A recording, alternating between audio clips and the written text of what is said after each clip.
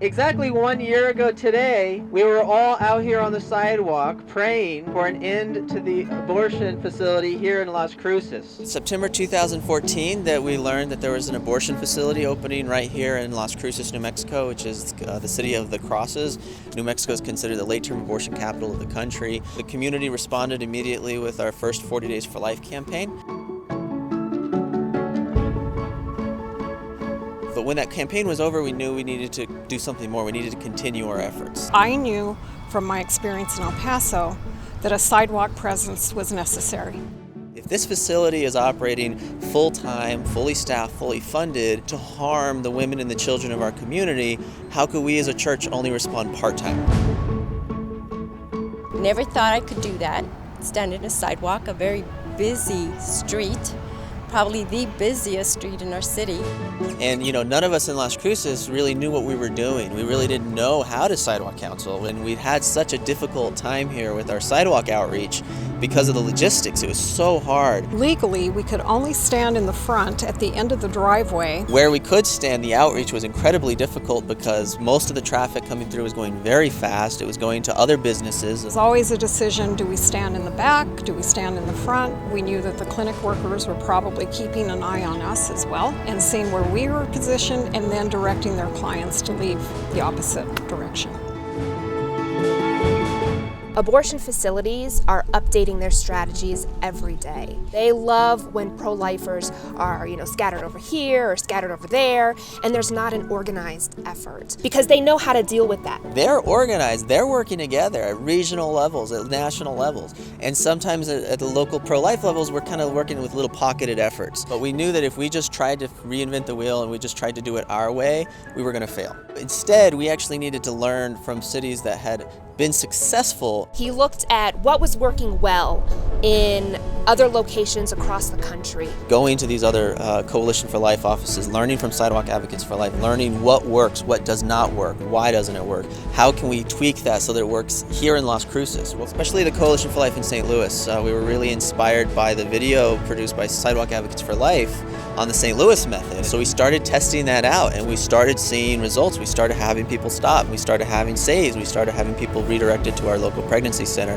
Many of the people that became sidewalk advocates also did 40 Days for Life. It was almost like one group. He took an integrated approach and pulled the community together. I had Googled, what is the scriptural basis for goal setting? Martha came together with Linda and the other prayer warriors. I hosted two sessions, one in the morning for people that could come in the morning and one in the evening for sidewalk advocates to set some very specific goals out. How many people they were going to recruit, how many hours they were going to spend on the sidewalk, and how many people they were going to have for each and every hour. What are we going to do this month? How are we going to increase our presence out there? How many more trainings do we need to have? This community understood that systematic, simple steps could yield amazing results. And we were still kind of testing some of these new methods we learned from the St. Louis method and from Brian Westbrook, and we were seeing some increased results. We were seeing more people stop. And all they did was systematically go through this step by step by step. And they integrated strategies that they knew were proven and worked.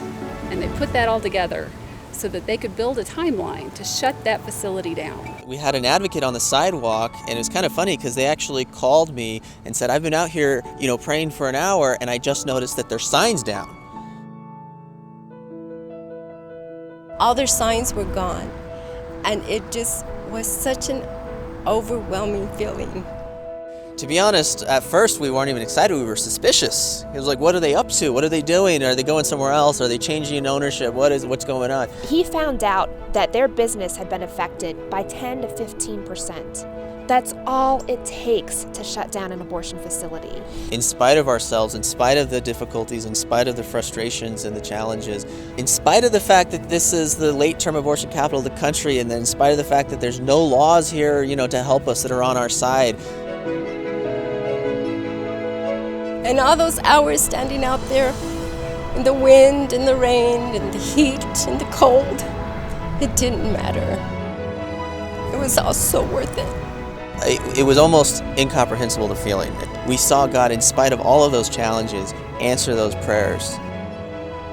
God worked a miracle. It was all God. It was praise God.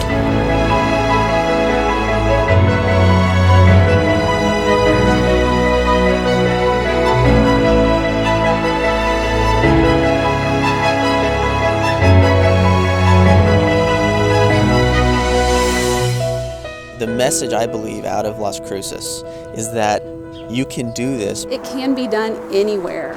We've got programs in place that are effective and they work and they're proven. For those that really want a more systematic approach, here it is. You don't have to take away 100% of their business. It can be as simple as taking away 10%. Many times, just being out there in front of that abortion facility, their numbers go down. Every time a woman chooses not to go there and go to one of these life-affirming facilities, it cuts their bottom line and they will close their doors. I realized that I had been putting too much emphasis on asking Caesar to help my neighbor for me. And that's not what we're called to do. We're called to get out and help our neighbor.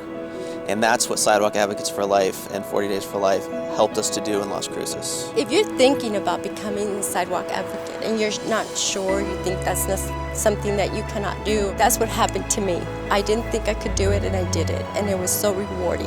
God is on our side and we are being his hands and feet, and that's what he has called us to be. So when you bring all these Christ-oriented, like-minded groups together, how can you go wrong? All it takes is one person to decide this is what we need to do. Is that person you? Is that you? Is God calling you to be that one to go out, mobilize your community, and end abortion in your hometown? Don't lose the faith. Don't lose the hope. It's God's timing that he will work that miracle for you. Stick with it. You may not see this side of heaven, the end of what you're working so hard to accomplish, but God sees it.